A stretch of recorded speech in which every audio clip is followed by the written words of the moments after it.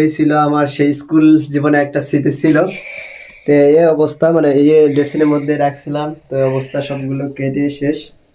বাড়ির বউ না থাকলে যা হয়, আমি তো বাড়ি থাকি না, ওই জন্য শখের স্কুল ড্রেসটা মানে কাটিয়ে কি অবস্থা হয়ে গেছে দেখেন।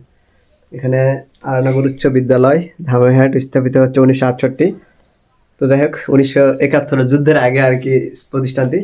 তো স্কুল লেভেল জীবনে অনেকটা স্মৃতি আছে জমানো।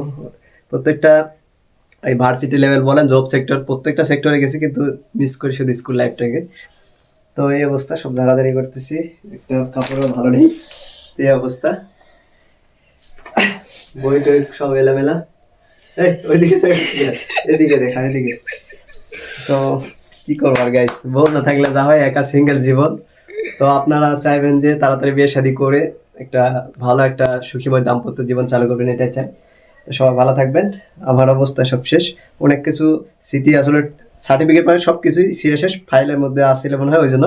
আর বাংলাদেশের সার্টিফিকেটের তো তেমন কোনো মূল্য নাই, ওই জন্য সার্টিফিকেটের পিঁপড়ায় খাই, উইয়ে খাইছে, সব খাইছে, ইঁদুরও আছে, মাটি যেহেতু গরিব মানুষ, এই অবস্থা। তো কি আর করার।